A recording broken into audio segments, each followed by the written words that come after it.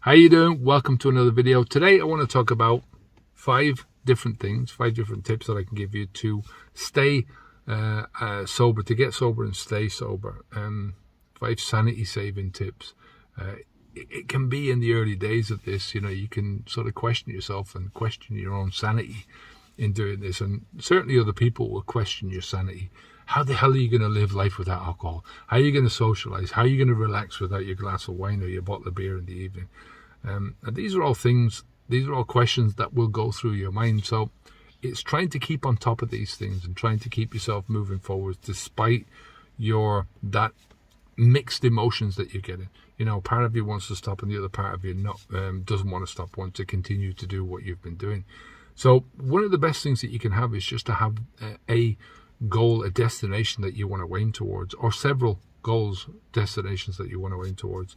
And think about this from the perspective of 30 days, 60 days, 6 months, 1 year. This is where I want to be, and think about from a broad spectrum. So in Habits V2, we look at things like how you want your relationships to turn out, what you want to do to improve your finances, how you want to improve your career, let's say, or your business, or whatever it is, but several different areas of your life, and basic steps of how you want to get there. You don't have to know every specific step that you're going to take. You don't even have to know the specific area that you want to get to. I mean, when I stopped drinking alcohol first, all I wanted to do was, I knew I was being a bad dad in one particular area. That was teaching my son how to drink alcohol, right? Not because I was sitting him down and showing him how to drink, but he was copying off me, because that's the way that I was doing things. I was copying off my own father. He was probably copying off his father, so on and so forth. So I just really wanted to be a better dad from that perspective. And gradually, as I went through this journey, I started thinking clearer. I started expanding my thoughts. I started having more time and energy. And then those things start to fit into place, and you expand those things. So have a good idea of where you want to go. Number 2 is understand why you want to do it. I mean, why do you want to do these things? Why do you want to expand your business? Why do you want to have better relationships? Understand from an emotional point of view. I'll give you an example from Sean's perspective again. My son was 21 when I stopped, so he was a grown man. So I'd missed out on a lot of his youth. Growing up, I drank through a lot of his youth. I mean, I wasn't drunk all the time or anything like that, but alcohol played a major part in my life. So I remember maybe 6 months before I stopped drinking, and I was looking at reading blogs and going through the internet and stuff, going through different websites, and I came across a blog from a woman who was looking after her husband, who had final stage cirrhosis of the liver, and she was describing how she couldn't go into the room because of the smell. Now, this really hit me hard. It was really like an emotional enema, in that it really flushed all the bullshit out of me, from the perspective of that I was doing something that was going to lead me anywhere good. That this guy had drank so much that his liver had basically stopped working and the toxins were coming out through his skin. Now, from an emotional point of view, I was looking at myself from that perspective, and I could really see myself in that position, because I was getting pains in my liver. I knew where it was going and where it was heading, but I just needed that picture in my mind. And I also saw my son looking down on me when I was in that bed, in that position, looking down with me with a mixture of pity and disgust on his face. So that really helped me. So you need the emotions, you need that emotional push to do you something, to move you towards, especially when there's a lot of effort involved. Now we're talking 30, 60 days, 90 days. Those first 3 months are crucial in this journey. And it's where you're going to put in the most effort to coping with a life and trying to acclimatize to a life without alcohol, changing the drinker's brain, changing the habits and all those kind of things. So if you want a course, we've got a course down below. It's absolutely free, the beginner's guide to getting sober and staying sober. That's down below. And I just wanted to say as well, if anyone who's starting the course now at this late date, Habits V2, if anyone's coming into the program, we've got a 2-week preparation stage. So don't worry about it. If you want to start on the 1st of January, or if you want to start on a specific date and you don't want to go through that 2 weeks, then we've got a quick start guide as well that can help you through that time. But I would also recommend within that quick start guide will take you less than an hour to do. But within that quick start guide, I recommend that you go back and watch all the videos anyway in the preparation stage, because there's so much mindset advice and trying to get you into the mindset, and that's the main thing within this journey, right? Is to make it as easy as possible for you to make progress, to go from one step to the next step to the next step. We stop the flow, we do the work, and then we move on. And it's getting to that stage where you're moving on. You're not thinking about alcohol. Alcohol doesn't mean anything to you in your life anymore. That's really where we're trying to go. Think about it as well from mind over matter, that a lot of the stuff that's happening to you in this journey is happening because you're allowing it to. Emotions play a huge part in that goal process, why you want to get to a certain goal. They play a big role in being with the people in your life, in your relationships. They play a big role in why you want to succeed in whatever financial way you want to succeed in life. They're there to give you the good times in life. We want to move towards the good times and try to avoid the bad times as much as possible.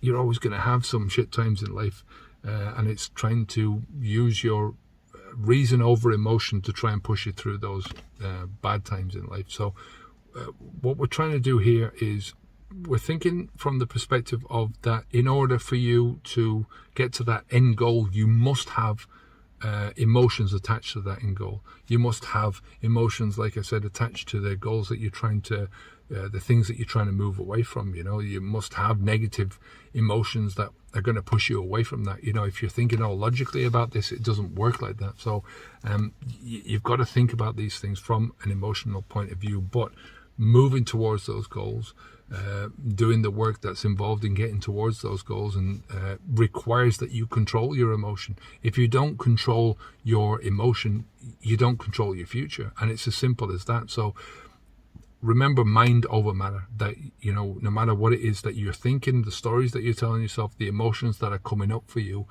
you can always control those yourself. You control the things that you control the things that you're thinking, and you control the emotions that are coming up.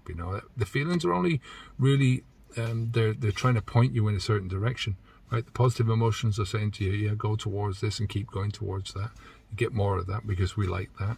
And the negative emotions are pushing you away from the things. Don't go near that anymore. We don't like that kind of stuff. So that's what emotions are there for. And then you use your mind to get across that. The fourth thing is that discomfort is not going to last. The discomfort is there. Everyone goes through the discomfort. It's a part and parcel of the process.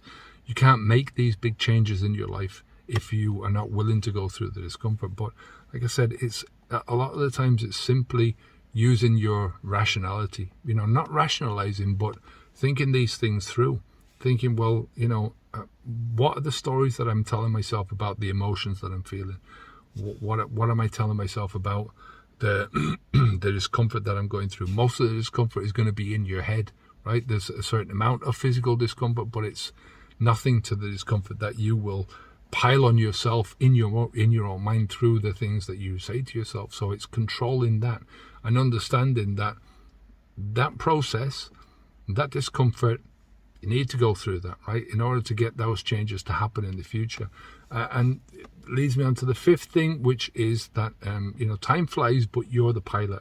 Now, you're the pilot regardless of where you go, whether you continue to go down that road and you continue to drink alcohol, or you continue on a different road. If you carry on down a different road and you change your life, it's up to you, right?